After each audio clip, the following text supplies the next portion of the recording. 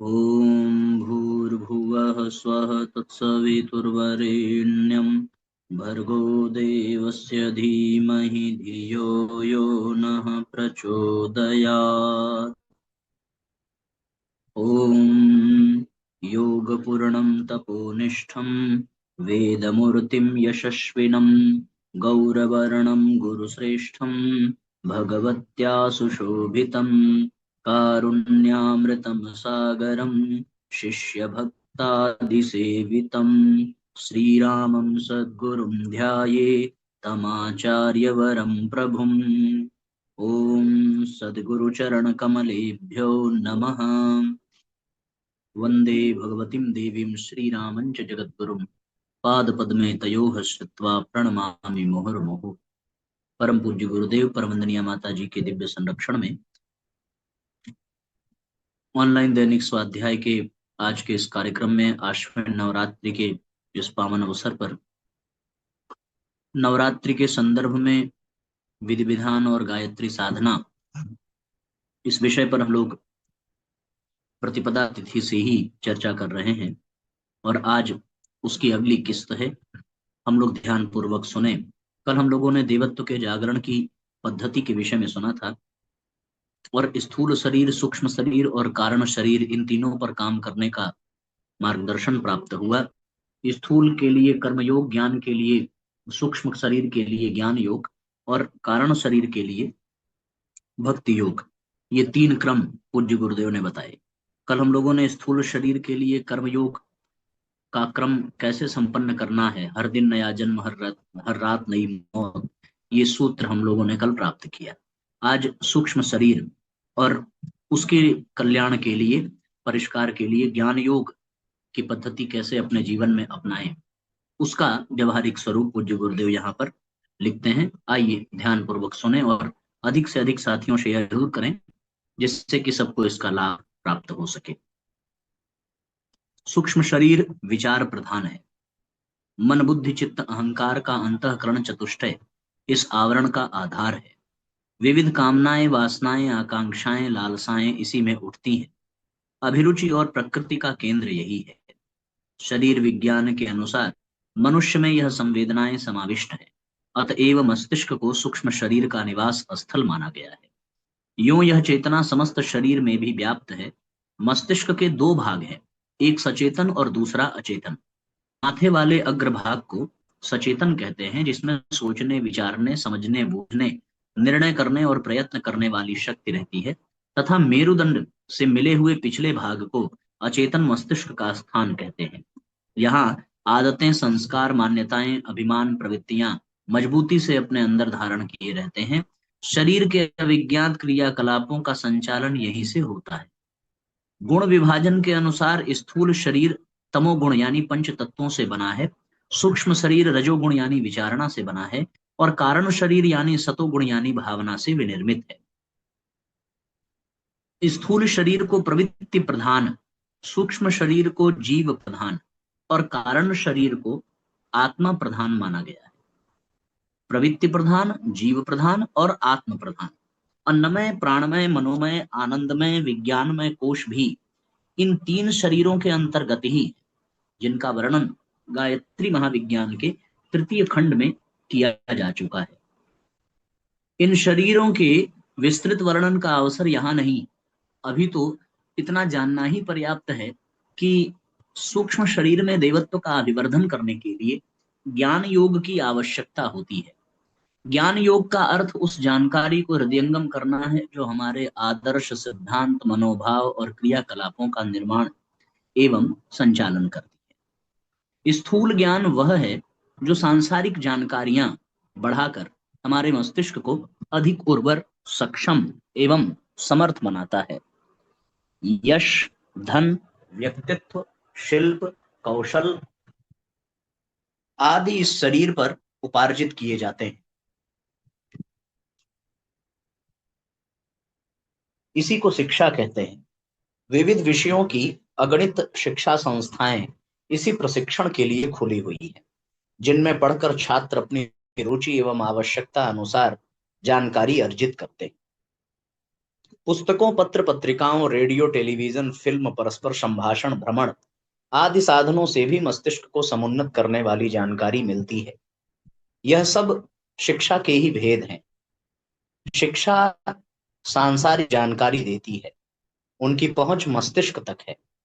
विद्या अंतःकरण तक पहुंचती है और उसके द्वारा व्यक्तित्व का निर्माण निर्धारण होता है।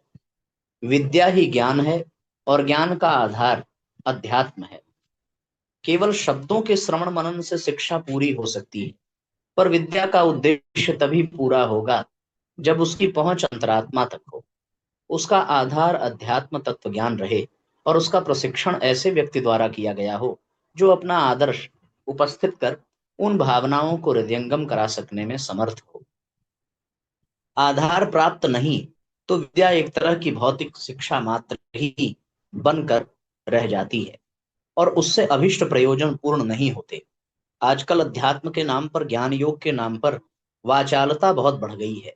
कथा प्रवचनों के अंबार खड़े होते चले जाते हैं, पर सुनने वालों का कौतूहल समाधान होने के अतिरिक्त लाभ कुछ भी नहीं होता। उनके अंदर प्रभाव, प्रकाश एवं परिवर्तन तनिक भी दिखाई नहीं देता। इसका कारण यही है कि विद्या को भी शब्द शक्ति तक ही सीमित किया जा रहा है, जबकि उसका प्रवेश और प्रकाश सीधा आत्मा तक पहुंचना चाहिए। ज्ञान योग का उद्देश्य आत्मा तक सद्ज्ञान का, तत्वज्ञान का प्रकाश है। इसका शुभारंभ आत्मज्ञान से होता है। लोग सांसारिक जानकारियों के बारे में बहुत चतुर, निपुण और निष्णात होते हैं। अपनी प्रतिभा के बल पर धन, यश, सुख और पद प्राप्त करते हैं, किंतु खेद है कि अपने अस्तित्व, स्वरूप, उद्देश्य और कर्तव्य के बारे में तात्विक दृष्टि से अनजान ही बने रहते हैं। यूं इन विषयों पर भी वे एक लंबी स्पीच झाड़ सकते हैं, पर यह केवल उनकी मस्तिष्कीय चमत्कार भर होता है। यदि आत्मज्ञान का थोड़ा भी तात्विक प्रकाश मनुष्य के अंतःकरण में पहुंच जाए तो उसकी जीवन दिशा में उत्कृष्टता का समावेश हुए बिना नहीं रह सकता। उसकी विचारणा, निष्ठा तथा गतिविधि सामान्य लोगों जैसी नहीं, असामान्य पाई जाएगी। सच्चा आत्मज्ञान केवल जानकारी भर बनकर नहीं रह सकता। उसकी पहुंच अंतःकरण के गहन स्तर तक होती है और उस स्थान तक पहुंचा हुआ प्रकाश जीवन क्रम में प्रकाशित हुए बिना नहीं रह सकता। अध्यात्मवाद का प्रथम प्रशिक्षण आत्मज्ञान की उपलब्धि के साथ ही दिया जाता है। उपनिषदकार ने पुकार पुकार कर कहा है, आत्मा वा अरे दृष्टव्य, श्रोतव्यो, मंतव्यो, निधिध्यासितव्यो। अपने को सुनो, अपने बारे में जानो, अपने को देखो और अपने बारे में बार बार मनन चिंतन करो। वस्तुतः हम अपने को शरीर मानकर जीवन की उन गतिविधियों को निर्धारण करते हैं जिनसे केवल शरीर का ही यत्किंचन स्वार्थ सिद्ध होता है। आत्मा के हित और कल्पना के लिए हमारे जीवन क्रम में प्रायः नहीं के बराबर स्थान रहता है। यदि हम अपने को आत्मा और शरीर को उसका एक वाहन, औजार मात्र समझें तो सारा दृष्टिकोण ही बदल जाए, समस्त गतिविधियां ही उलट जाएं। तब हम आत्मा के हित, लाभ और कल्याण को ध्यान में रखकर अपनी रीति नीति निर्धारित करें। ऐसी दशा में हमारा स्वरूप न नरपशु जैसा रह सकता है और न नर पिशाच जैसा। तब हम विशुद्ध नर नारायण के रूप में परिलक्षित होंगे। देवत्व हमारे रोम रोम से फूटा पड़ रहा होगा। जन्मदिन मनाने की प्रक्रिया के साथ युग निर्माण योजना के अंतर्गत आत्मज्ञान का बड़ा व्यापक उद्बोधन, व्यापक अभियान चलाया जा रहा है। अखंड ज्योति के प्रत्येक परिजन को अखंड ज्योति के प्रत्येक परिजन को बहुत जोर देकर कहा जा रहा है कि वह अपना जन्मदिन समारोह पूर्वक मनाया करे। उस दिन अपने में भावनात्मक उल्लास उत्पन्न किया करे। जीवन के स्वरूप, उद्देश्य एवं उपयोग के महान तत्व ज्ञान पर एकांत में विचार किया करे और अपने आप से यह प्रश्न पूछा करे कि अपने अस्तित्व का मूल स्वरूप क्या है, इस सुर दुर्लभ मानव जीवन का उद्देश्य क्या है और इन बहुमूल्य क्षणों का सर्वोत्तम सदुपयोग किस प्रकार किया जा सकता है। इन प्रश्नों पर यदि सही उत्तर भीतर से मिले तो इतना साहस उत्पन्न हो जाए कि जो श्रेयस्कर है उसको अपना लिया जाए, तो हमारे जीवन में एक आध्यात्मिक क्रांति उपस्थित हो सकती है। हम सामान्य से असामान्य, नर से नारायण, पुरुष से पुरुषोत्तम, तुच्छ से महान, और आत्मा से बढ़कर परमात्मा बन सकते हैं। साथियों, यहाँ तक हम लोगों ने ध्यान पूर्वक सुना और समझा। इस क्रम में पूज्य गुरुदेव कहते हैं कि सूक्ष्म शरीर के परिष्कार के लिए ज्ञान का होना बहुत आवश्यक है। ज्ञान योग करना चाहिए। आजकल ज्ञान योग के नाम पर जो है केवल और केवल समाज में वाकपटुता ही फैलती जा रही है। लोग नाना प्रकार के तर्क वितर्क करते हुए नाना प्रकार के प्रबुद्धात्मक विषयों को अपने उद्बोधन में व्यक्त करते हैं, पर वह केवल और केवल व्यापारिक दृष्टि से होता है। और वो सारी बातें, सारा ज्ञान केवल और केवल हमारे मस्तिष्क को कुछ क्षण के लिए कुछ क्षण के लिए ही प्रभावित करता है। वह हमारे अंतःकरण में उतर नहीं पाता। और मनुष्य के भीतर परिवर्तन तब तक नहीं होगा जब तक कि उसके अंतःकरण को स्पर्श न किया जाए। पूज्य गुरुदेव कहते हैं कि ज्ञान के वास्तविक स्वरूप को व्यक्ति समझ नहीं पाता। सांसारिक जानकारी को ही वो ज्ञान मान करके बैठा है। अपने अपने विषय में वो कितना भी पारंगत हो, किंतु अपने विषय में वह बिल्कुल भी जानकारी नहीं रखता। उसे ये समझना चाहिए कि यह शरीर केवल और केवल यंत्र मात्र है। इसका अस्तित्व केवल आत्मा की वजह से है और जीव स्वयं विशुद्ध आत्मा ही है। इसके लिए पूज्य गुरुदेव कहते हैं कि हमें अपने जन्मदिन को समारोह के रूप में मनाना चाहिए।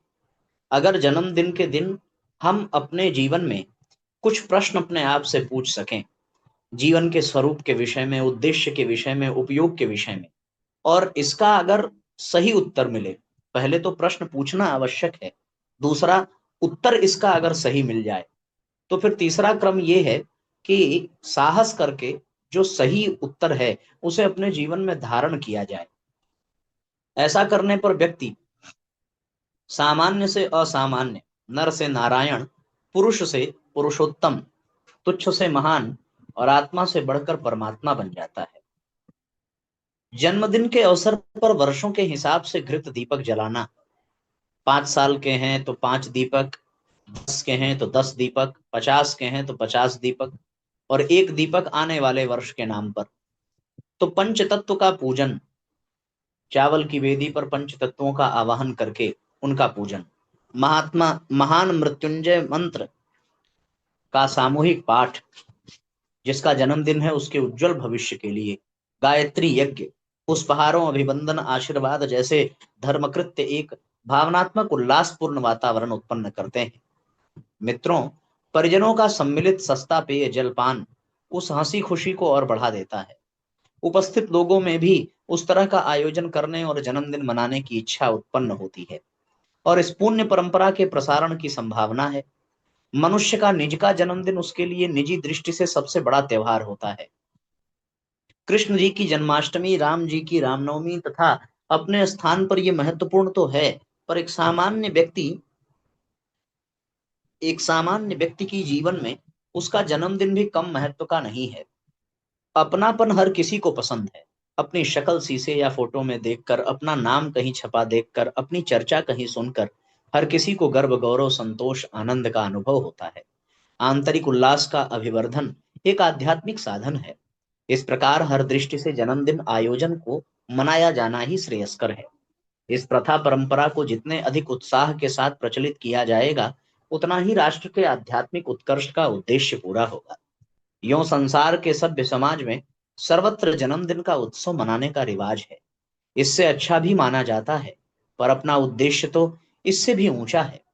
सामाजिक, पारिवारिक एवं मनोवैज्ञानिक उत्सव मात्र ही इसे नहीं रहने देना चाहिए, वरन इस महान परंपरा को आध्यात्मिक जागरण का आधार भी बनाना है, जिसे युग निर्माण का, देवत्व के परिपोषण का महान प्रयोजन पूर्ण हो सके। जन्मदिन के अवसर पर अपने आप से 3 प्रश्न पूछने चाहिए। भगवान को सभी प्राणी समान रूप से प्रिय पात्र हैं, फिर मनुष्य को ही बोलने, सोचने, लिखने एवं असंख्य सुख सुविधाएं प्राप्त करने का विशेष अनुदान क्यों मिला? मनुष्य को हर दृष्टि से उत्कृष्ट स्तर का प्राणी बनाने में इतना श्रम क्यों किया? ये पहला प्रश्न साथियों। क्या पहला प्रश्न है?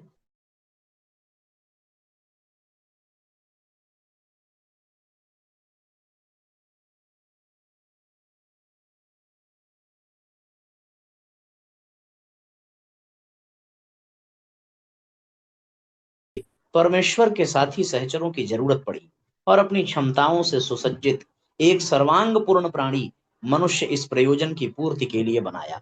विशेष साधन सुविधाएं इसलिए दी कि उनके द्वारा वह ईश्वरीय प्रयोजन की पूर्ति में ठीक तरह से काम कर सके। यही साथियों अत्यंत आवश्यक है।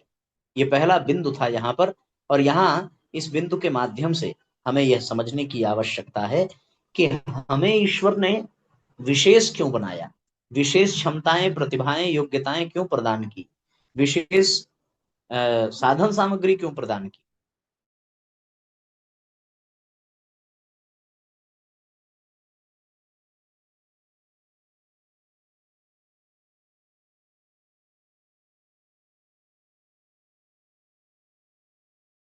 की नौकरी बड़े पद पर लगती है तो उसको सरकार की तरफ से गाड़ी, बंगला, मेडिकल, ट्रांसपोर्ट और फिर कहीं घूमने के लिए ट्रिप पर जाना, ये सारी व्यवस्थाएं उसको जो है नौकर चाकर, उसको जो है सारी व्यवस्थाएं सरकार की तरफ से दी जाती हैं ताकि वह व्यक्ति बहुत अच्छे से सरकार के काम में अपना हाथ बटा सके और सरकार का सहयोग कर सके। उसी प्रकार भगवान भी मनुष्यों को ये सारी सुविधाएं इसलिए देता है, अधिक प्रतिभा, अधिक ज्ञान, अधिक विज्ञान, ताकि मनुष्य भी भगवान के द्वारा बनाए इस संसार को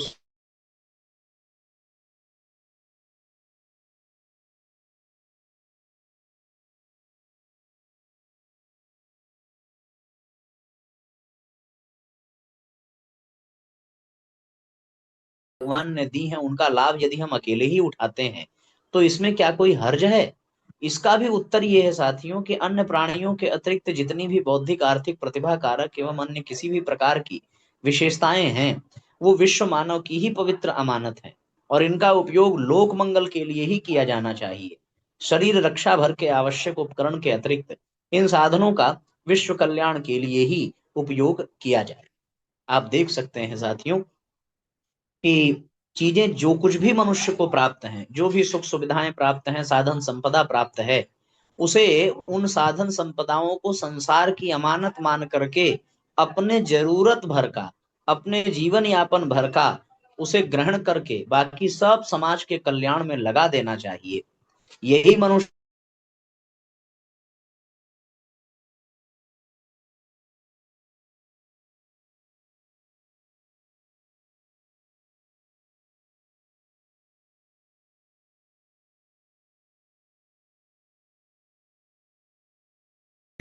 दूसरों के लिए हमारे मन में रत्ती भर भी सद्भाव नहीं होता। यह दूसरा प्रश्न था। तीसरा प्रश्न हमें अपने आप से करना चाहिए कि इस सुदुर्लभ मानव शरीर का सही सदुपयोग हो रहा है कि नहीं हो रहा है। उत्तर यही मिलेगा कि हम सदाचारी, संयमी, परिश्रमी, उदार, सज्जन, हंसमुख, सेवा भावी बने बिना मानव जीवन को सार्थक नहीं बना सकते।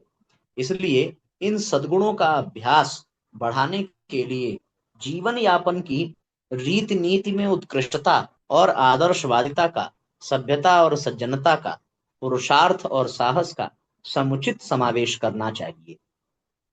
ये साथियों तीसरा प्रश्न था कि हमें जो कुछ भी मिला है उसका हम सदुपयोग कर रहे हैं कि नहीं कर रहे हैं। तो मनुष्य शरीर का सदुपयोग मानव जीवन का यही है कि हम अपने सद्गुणों को बढ़ावें और संसार में उत्कृष्टता, आदर्शवादिता को फैलावें, पुरुषार्थ और साहस का समुचित समावेश हमारे जीवन में हो। इन्हीं प्रश्नोत्तरों में अध्यात्म तत्व ज्ञान का सार सन्निहित है। यदि यह प्रश्न जीवन की महान समस्या के रूप में सामने आए और उन्हें सुलझाने के लिए हम अपने पूरे विवेक का उपयोग करें तो भावी जीवन यापन के लिए एक व्यवस्थित दर्शन और कार्यक्रम सामने खड़ा होगा। यदि साहसी शूरवीरों की तरह इस ईश्वरीय संदेश को चुनौती के रूप में स्वीकार किया जा सके तो दूसरे ही दिन आकांक्षाओं और कामनाओं का स्वरूप बदला हुआ होगा। रीति नीति और कार्य पद्धति में वैसा परिवर्तन परिलक्षित होगा जैसे आत्मज्ञान संपन्न मनुष्य में प्रत्यक्षतः दृष्टिगोचर होना चाहिए। जन्मदिन मनाने और उससे प्रेरणा ग्रहण करने के साधन विधि अपनाने के लिए परिजनों से इसलिए अनुरोध किया जाता है कि वे अपने सूक्ष्म शरीर में मानसिक चेतना में ज्ञान योग का समावेश कर देवत्व का जागरण करने की दिशा में आशाजनक प्रगति कर सकें, आशाजनक प्रगति कर सकें। ऐसा सुंदर विषय पूज्य गुरुदेव ने यहाँ प्रदान किया है साथियों। केवल और केवल अपने ज्ञान को बढ़ाने के लिए अपने आप से केवल 3 प्रश्न पूछना और उसका उत्तर जानना और फिर उत्तर जान करके उसे अपने जीवन में उतारना, यही 3 काम करने की आवश्यकता है। पहला प्रश्न ये है कि भगवान ने हमको विशेष क्यों बनाया। दूसरा प्रश्न ये है कि भगवान ने हमें जो दिया है क्या उसे केवल हमारे लिए दिया है या किसी और के लिए भी। तीसरा प्रश्न है कि हम अपने जीवन को सदुपयोग में ला रहे हैं कि नहीं ला रहे हैं। बस यही 3 प्रश्न। और साथियों, पूज्य गुरुदेव ने हर प्रश्न का उत्तर सूत्रात्मक रूप से भी प्रदान किया है। जब हमारे सामने ये प्रश्न आता है कि भगवान ने हमें विशेष क्यों बनाया है, तो फिर साथियों उत्तर निष्कर्ष निकल करके यही आता है कि दूसरों की सेवा करने के लिए, दूसरों की सहायता करने के लिए। पूज्य गुरुदेव ने सूत्र दिया है कि हम स्वयं तो मर्यादाओं का पालन करें, वर्जनाओं से बचें, और नागरिक कर्तव्यों का पालन करने के लिए हमें यह प्रतिभाएं दी हैं। चारों ओर मधुरता, स्वच्छता, सादगी, संपन्नता को विकसित करने के लिए भगवान ने हमें यह प्रतिभा दी है। अब दूसरा प्रश्न ये आता है कि जो मिला है क्या वो केवल हमारे लिए है। फिर पूज्य गुरुदेव कहते हैं कि नहीं नहीं, केवल हमारे लिए वो नहीं है। वो उसके साथ एक संकल्प पूज्य गुरुदेव ने जोड़ दिया कि संसार में सत्प्रवृत्तियों के पुण्य प्रसार के लिए अपने समय, अपने प्रभाव, अपनी संपदा और अपने ज्ञान का एक अंश नियमित रूप से लगाते रहेंगे। नियमित रूप से ऐसा करने पर ही साथियों हमारे जीवन में जो हमें मिला है उसका हम सही उपयोग कर सकते हैं। पूज्य गुरुदेव कहते हैं कि फिर आप अपने जीवन का सदुपयोग कर पा रहे हैं कि नहीं कर पा रहे हैं, यह तीसरा प्रश्न है। गुरुजी ने लिखा है कि सदुपयोग करने के लिए सबसे पहली बात तो ये है कि अपने शरीर को ही भगवान का मंदिर समझ करके आत्म संयम और नियमितता द्वारा आरोग्य को बनाए रखना, उसकी रक्षा बनाए रखना, ये पहला ही बिंदु है। उसके बाद शरीर के बाद मन का नंबर आता है। तो मन के विषय में गुरुजी कहते हैं कि मन को कुविचारों और दुर्भावनाओं से बचाए रखने के लिए स्वाध्याय और सत्संग की व्यवस्था रखेंगे। फिर अपने जीवन को मर्यादित और अनुशासित करने के लिए गुरुजी लिखते हैं कि इंद्रिय संयम, अर्थ संयम, समय संयम और विचार संयम का सतत अभ्यास करेंगे। उसके पश्चात समझदारी, ईमानदारी, जिम्मेदारी और बहादुरी को जीवन का अंग बना करके जीवन में आगे बढ़ने का निर्देश पूज्यवर के द्वारा हम सबको प्राप्त होता है। साथियों, यदि हम लोगों ने इन सूत्रों को गहराई से चिंतन में लिया और समझा और अपने जीवन में उतारा, तो यही साथियों सबसे अच्छा और सबसे श्रेष्ठ ज्ञान योग होगा। आज के विषय को हम लोग यहीं पर विश्राम देंगे, पर गुरुजी ने जो सूत्र के रूप में हम सबको 18 सत्संकल्प सूत्र प्रदान किए हैं, उन सूत्रों को आइए एक बार सर्वप्रथम पढ़ें और उनके पढ़ने के बाद फिर आज के इस सत्र को विश्राम दिया जाएगा। सबको बहुत बहुत प्रणाम, सबका बहुत बहुत मंगल हो साथियों। आइए अब हम लोग प्रारंभ करते हैं 18 सत्संकल्प सूत्र। सबको प्रणाम, धन्यवाद। ध्यान पूर्वक सुनेंगे और तत्पश्चात इस सत्र को विश्राम समझेंगे। सबको शुभ रात्रि।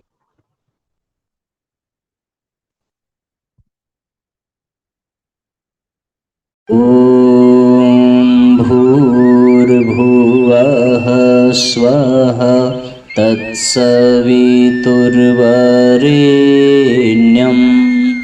भर्गो देवस्य धीमहि धियो यो नः प्रचोदयात्। हम ईश्वर को सर्वव्यापी न्यायकारी मानकर उसके अनुशासन को अपने जीवन में उतारेंगे।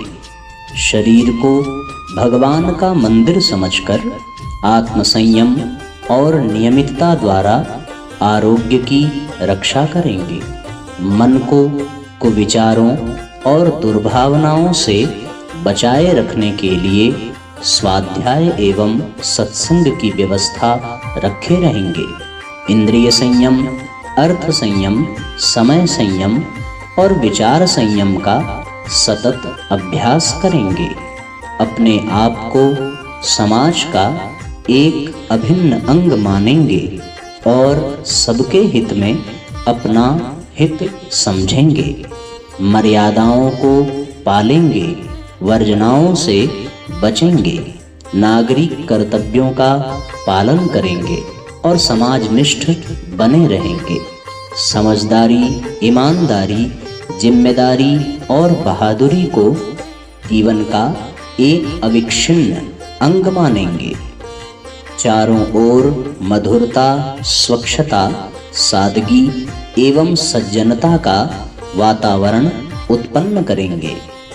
अनीति से प्राप्त सफलता की अपेक्षा नीति पर चलते हुए असफलता को शिरोधार्य करेंगे।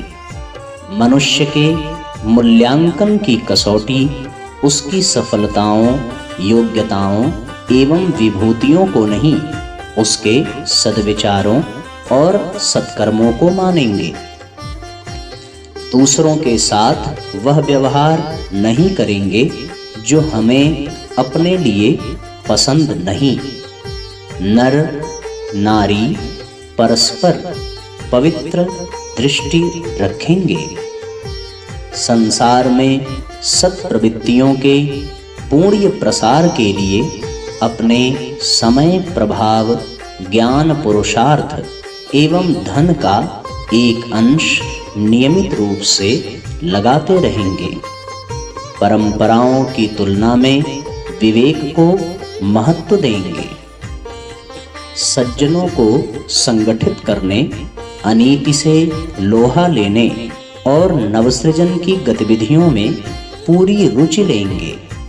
राष्ट्रीय एकता एवं समता के प्रति निष्ठावान रहेंगे। जाति, लिंग, भाषा, प्रांत, संप्रदाय आदि के कारण परस्पर कोई भेदभाव न बरतेंगे। मनुष्य अपने भाग्य का निर्माता आप है। इस विश्वास के आधार पर हमारी मान्यता है कि हम उत्कृष्ट बनेंगे और दूसरों को श्रेष्ठ बनाएंगे तो युग अवश्य बदलेगा। हम बदलेंगे, युग बदलेगा। हम सुधरेंगे, युग सुधरेगा। इस तथ्य पर हमारा परिपूर्ण विश्वास है।